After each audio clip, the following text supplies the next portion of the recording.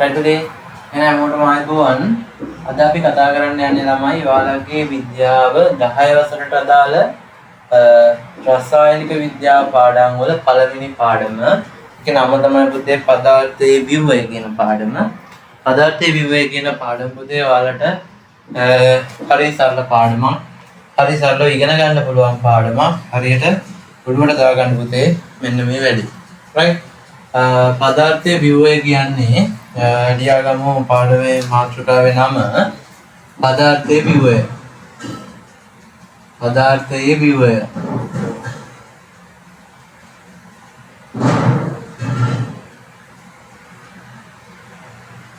පදාර්ථයේ ව්‍යුහය. right පදාර්ථයේ ව්‍යුහය කියන්නේ 10 වසරට අදාළ chemistry පාඩම් වල අපේ පළවෙනි පාඩම. right එතකොට පුතේ මුල සිට සරලව ලස්සනට අල්ලගෙන යන්න පාඩම් ටික. right අපි වැඩි කතා නැතුව යම් පාඩමට. right මුලින්ම පුතේ අපි දැනගන්න ඕනේ මේ ලෝකේ තියෙන වස්තුන් ආකාර දෙකකට බෙදන්න පුළුවන්. එකක් තමයි පදාර්ථ අනික තමයි ශක්ති. එකක් පදාර්ථ අනික ශක්ති කියලා ආකාර දෙකකට බෙදන්න පුළුවන්. පුතේ මොනවාද මේ පදාර්ථ කියන්නේ මොනවාද මේ ශක්ති කියන්නේ කියලා මම කියලා දෙන්නම්. පදාර්ථ කියලා කියන්නේ පුතේ ඔයාලගේ මේ දිනදා භාවිතා කරන ද්‍රව්‍ය තියෙනව නේද පුතේ? ඒ කියන්නේ ස්කන්ධයක් කියන්නේ පුතේ යම්කිසි නේද? ස්කන්ධයක් සහිත ස්කන්ධයක් තියෙනවා. ඊට පස්සේ පුතේ අවකාශයේ ඉඩක් ගන්නා දේවල් වලට කියනවා අපි පදාර්ථ කියලා. අවකාශයේ ඉඩක් ගන්නා දේවල්. අවකාශයේ ඉඩක් ගන්නවා නම් ඒවට කියන අපි පදාර්ථ කියලා. තේරුණාද? ස්කන්ධයකුත් තියෙනවා අවකාශයේ ඉඩකුත් ගන්නවා. ඒ කියන්නේ අපි උදාහරණයකට ගමු පොතක්. පුතේ පොතක් ගත්තාම පොතක් ස්කන්ධයක් තියෙනවා අවකාශයේ ඉඩකුත් තියෙනවානේ. ස්කන්ධයක් සහිත අවකාශයේ ඉඩක් ගන්නවා. පොතකට පුතේ ස්කන්ධයක් තියෙනවා නේද? ඔයා දන්නවා පුතේ හැම ළමයෙක්ම චූටි ළමයෙක් ඔයා දන්නවා පොතකට ස්කන්ධයක් තියෙනවා යම්කිසි. එතකොට අවකාශයේ ඉඩකුත් ගන්නවා. පොත තියන්න ඉඩක් ඕනේ පුතේ. පොත තියන්න ඉඩක් ඕනේ. එතකොට කියනවා අපි ස්කන්ධයකුත් තියෙනවා අවකාශයේ ඉඩකුත් ගන්නවා කියලා. තේරුණා නේද ළමයි? අවුලක් නැත්තේ නෑ. right. හරි. එතකොට වෙන්න මේ පදාර්ථ ගැන තමයි පුතේ මේ පාඩමේදී අපි කතා කරන්නේ. එතකොට පුතේ මේ පදාර්ථ කියන එක ගැන ගත්තාම අපි ශක්ති ගැන මේ පාඩමේදී කතා කරන්නේ නැහැ. හැබැයි අපි චුට්ටක් මතක් කරගමු. ශක්ති කියන්නේ ස්කන්ධයක් රහිත ස්කන්ධයක් නෑ පුතේ. ස්කන්ධයක් නෑ. හැබැයි අවකාශයේ ඉඩක් ගන්නෙත් නෑ පුතේ. දෙකම නෑ. අවකාශයේ ඉඩක් ගන්නෙත් නෑ. අවකාශයේ ඉඩක් ගන්නෙත් නෑ. හරි. එතකොට ඔන්න පුතේ පදාර්ථ සහ ශක්තිය ගැන අපි ඉගෙන ගත්තා. right ඔතෙන්ට ගන්න තේරුණාද? මේක පොඩ්ඩක් දාගන්න පුතේ chart එක ගහගන්න පුතේ.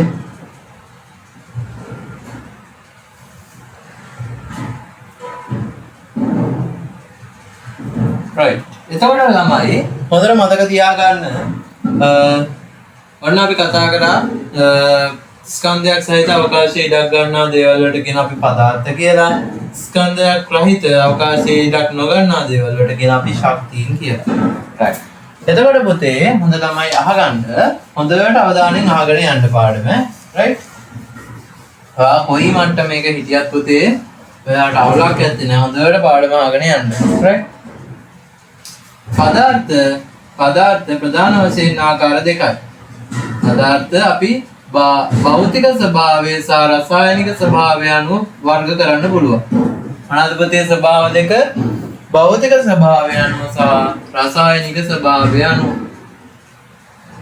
භෞතික ස්වභාවය අනුව සහ රසායනික ස්වභාවය අනුව කියලා ආකාර දෙකකට වර්ග කරන්න පුළුවන්. තේරුණාද? අවුලක් ඇත්තේ නැහැ. එතකොට ඔන්න කතා කරමු පුතේ භෞතික ස්වභාවය කියන්නේ මොකද්ද? රසායනික ස්වභාවය කියලා කියන්නේ මොකද්ද කියලා. හරි. භෞතික ස්වභාවය කියන්නේ පදාර්ථවල තියෙනවා පුතේ භෞතික තත්ත්වයන්. ඒ කියන්නේ මොනවද? පදාර්ථයක් ගත්තාම පුතේ තියෙනවා ඝන, ද්‍රව, වායු කියලා භෞතික තත්ත්වයන් තුනක්. මොනවද මේ ඝන, ද්‍රව, වායු කියලා කියන්නේ? right. ඝනයක් කියන්නේ අපි උදාහරණයක් ගත්තේ දැන් පොත. අන්න ඝනයක් නේද? ඝනයක් නේද? ඔන්න පොතක් තියෙනවා. පෙරලා තියෙන පොත. පොත පෙරලා තියෙන පොත. right. හරි. එතකොට තව ගමු අපි බයිසිකලයක්. ඔන්න බයිසිකලයක් තියෙනවා මොකක් හරි බයිසිකලයක්. එතකොට ඔන්න තියෙනවානේ. ඔන්න එතකොට තව වාහනයක් ගමු. ඔන්න පුතේ ඝන පදාර්ථය. ඝන පදාර්ථය. ඔන්න ඝන පදාර්ථය. මේ ඝන. ඝන. භෞතික ස්වභාවය පුතේ අල්ලලා බලන්න පුළුවන් මේ. ඝන වගේ දැනෙනෝනේ. ඝන.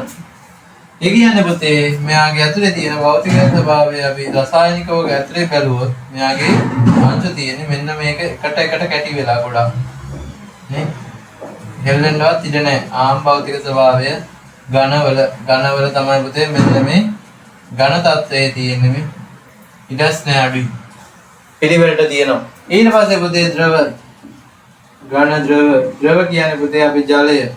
හොඳම උදාහරණය ජලය මේ ද්‍රවයක්. නේද? අන්න එතකොට ද්‍රව වායු පුතේ වායු කියන්නේ මොනවද? වායු මොන උදාහරණයකට ගමු? උමාලය වායු. එතකොට පුතේ ද්‍රව වල තියෙන අංශු වෙන්න මේ විදිහට සකස්මක්. මේ විදිහට සකස්මක් තියෙන කියන්නේ ඉඩ තියෙනවා ටිකක් මේ තරංග වඩා ඉඩ වැඩි ද්‍රව වල. වායු වල පුතේ කොහොමද තියෙන්නේ? වායු වල තියෙන්නේ පුතේ මෙන්න මෙහෙම. ඒ කියන්නේ දෙක තුන තමයි තියෙන්නේ. ඉඩ තියෙනවා ගොඩක් වායු එකයි පුතේ. අපිට ස්පර්ශ නොවෙන්නේ. එතකොට ළමයි මතක තියාගන්න ඝන පදාර්ථයේ ද්‍රව පදාර්ථයේ සහ වායු පදාර්ථයේ බෙදෙන්නේ පුතේ. මෙන්න මේ තුන බෙදලා දාන්නේ මෙන්න මේ භෞතික ස්වභාවය අනුව. තේරුණාද? right. තේරුණා නේද? right. මම මේක ලියන්න දෙන්නම්. හරි. ඊට කලින් අහගෙන ඉන්න පුතේ. තේරුණා නේද ඒ ටික? අවුලක් නැත්තේ නෑ.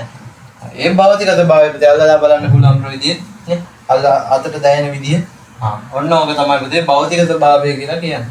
රසායනික ස්වභාවය කියන්නේ පුතේ හොඳට තේරුම් ගන්න රසායනික සංයුතිය අනුව කියන්නේ පුතේ මොකක් හරි වස්තුවක් තියෙනවා කියලා හිතන්නකො පුතේ.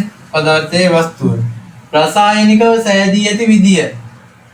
රසායනිකව සෑදී ඇති විදියට තමයි පුතේ කියන්නේ රසායනික සංයුතිය අනුව කියලා. තේරුණාද? ඒ කියන්නේ ළමයි රසායනික සංයුතිය අනුව කියලා කියන්නේ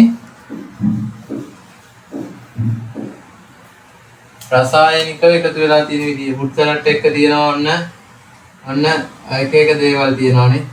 එතකොට මේකේ පුතේ සංශුද්ධ සංශුද්ධද අසංශුද්ධද? මේ කතාව තියෙන්නේ මෙන්න මේකේ. ඒ කියන්නේ පුතේ සංශුද්ධ ද්‍රව්‍ය සහ සංශුද්ධ නොවන කියලා තියෙනවා. සංශුද්ධ සහ මිශ්‍රණ කියලා තියෙනවා. කියන්නේ සංශුද්ධ නොවන කියන්නේ පුතේ මිශ්‍රණ. සංශුද්ධ කියලා තියෙනවා. සංශුද්ධ කියලා තියෙනවා. sorry. මිශ්‍රණ කියලා තියෙනවා. ඔන්න රසායනික ස්වභාවය අනුව. ඒ කියන්නේ පුතේ මිශ්‍රණයක් විදියක් තියෙනවා. එකම ද්‍රව්‍ය දාලත් හදලා තියෙන රසායනිකවනේ. දැන් හිතන්නකෝ උදාහරණයකට අයිස් කැටයක්. ජලය නේද පුතේ තියෙන්නේ? සංශුද්ධයි. මිශ්‍රණයක් නම් පුතේ ෆෘට් සලාඩ් එකක්. අපි ගමු මොකක් හරි මිශ්‍රණයක්. පුතේ පදාර්ථය නම් මේ පදාර්ථයක්. හැබැයි භෞතික ස්වභාවය ඝන. හැබැයි රසායනික ස්වභාවය මොකද්ද? මිශ්‍රණයක්. තේරුණාද? භෞතික ස්වභාවය නම් ෆෘට් සලාඩ් එක ඝන. රසායනික ස්වභාවය නම් මොකද්ද? මිශ්‍රණයක්. sorry. සංශුද්ධ ද්‍රව්‍ය නෙවෙයි මිශ්‍රණයක්. ගොඩක් දේවල් තියෙනවා. තේරුණාද පුතේ? තේරුණාද? right. ඊට පස්සේ පුතේ සංශුද්ධ ද්‍රව්‍ය. සංශුද්ධ ද්‍රව්‍ය ගැන කතා කරමු. සංශුද්ධ ද්‍රව්‍ය පුතේ ආකාර දෙකයි. මූල ද්‍රව්‍ය සහ සංයෝග කියලා ආකාර දෙකයි. මූල ද්‍රව්‍ය සහ සංයෝග කියලා තවත් ආකාරයකට බෙදෙනවා. මේවා පුතේ ඇහැට පේනවද? නෑ ඇහැට පේන්නේ නෑ පුතේ. මූලද්‍රව්‍ය සහ සංයෝග කියලා ආකාර දෙකයි. සංචිත ද්‍රව්‍ය පුතේ මූලද්‍රව්‍ය සහ සංයෝග කියලා ආකාර දෙකයි. ඒ කියන්නේ පුතේ ජලය ගත්තොත් H2O. මොන පුතේ මොකද්ද? ජලය ගත්තාම පුතේ සංශුද්ධයි. හැබැයි පුතේ සංයෝගයක් හයිඩ්‍රජන් සහ ඔක්සිජන් කියන දෙකම තියෙනවා. ඊට පස්සේ අපි ගත්තොත් HCl හයිඩ්‍රොක්ලෝරික් අම්ලය. ඔයා දන්නවා. දන්නේ නැතිව ළමයට ඇති. මෙහෙම එකක් තියෙනවා. ඒ කියන්නේ අම්ලයක් පුතේ. මේ අම්ලය පුතේ මේ සංශුද්ධ වුණාට හැබැයි මේකේ දෙන්නෙක් ඉන්නවා හයිඩ්‍රජන් සහ ක්ලෝරින් කියලා. මේවා දන්නේ නැතුව ඇති. මොකද්ද මේ සංකේතය දන්නේ නැතුව ඇති. අවුලක් නැද්ද නෑ. මම පොඩ්ඩක් තේරුම් ගන්නයි එහෙම කියලා දුන්නේ. එතකොට මූලද්‍රව්‍ය ගත්තාම පුතේ O2 කිව්වම මොකක්ද අවුල? O2 කිව්වම පුතේ ඔක්සිජන් විතරයි. ඔක්සිජන් විතරයි. N2 nitrogen oxygen nitrogen hydrogen H2 ඔන්න ඔය විදිහට පුතේ ඒවට කියන අපි මූලද්‍රව්‍ය කියලා. තේරුණාද? එකම දේ තියෙන්නේ පුතේ සංයෝගවල පුතේ මෙන්න මේ විදිහට ගොඩක් දේවල් තියෙනවා. හයිඩ්‍රජන් ඔක්සිජන් ඔය විදිහට මූලද්‍රව්‍ය ගොඩක් එකතු වෙලා තමයි පුතේ සංයෝග නිර්මාණය වෙන්නේ. මූලද්‍රව්‍ය පුතේ එකම දේ තමයි තියෙන්නේ. තේරුණාද හොඳටම? අවුලක් ඇත්තෙම නැහැනේ. හරි. ඊට පස්සේ පුතේ මම කියලා දෙන්නම් මිශ්‍රණ ගැන. මිශ්‍රණ පුතේ ආකාර දෙකයි. එකක් සමජාතීය මිශ්‍රණ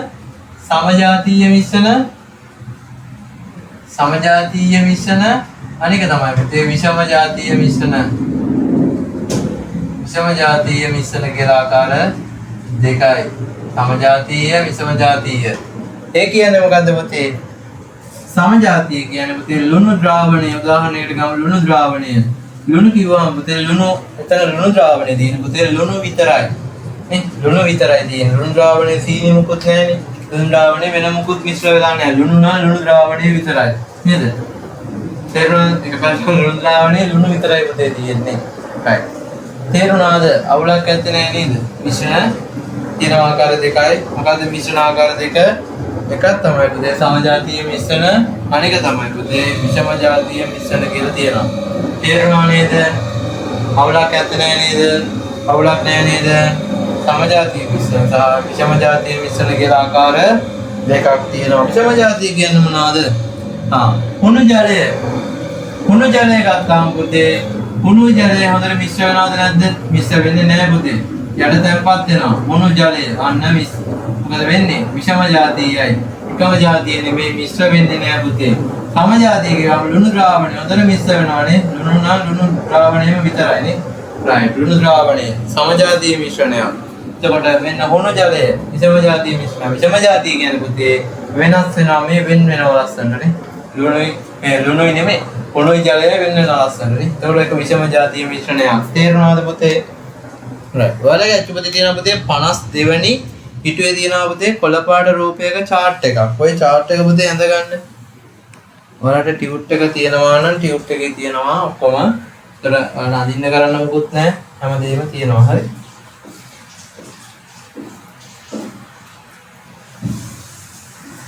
එතකොට පුතේ හොඳට තේරුම් ගන්න මේක හරිය ලේසි පාඩමක්. ලේසි කොටසක්.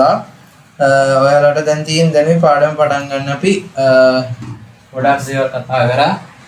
දැන් තේරෙනවද පුතේ මේකේ පදාර්ථයේ විභවය කියන පාඩමේ තේරුම තමයි පුතේ පදාර්ථ සහ ශක්තිය කියලා ආකාර දෙකයි. ඒකේ පදාර්ථ ගැන තමයි පුතේ මේකේ කතා කරන්නේ. පදාර්ථය පුතේ මෙන්න මේ විදිහට වර්ග කරනවා කියලා අපි කියලා දුන්නා. එතකොට කිසිම අඩුවක් නැහැ පුතේ. හැමදේම කියලා දුන්නා. මොකක් හරි ප්‍රශ්නයක් තියෙනවා මට ඉක්මනින් මෙසේජ් එකක් දාන්න. right. තේරුණාද?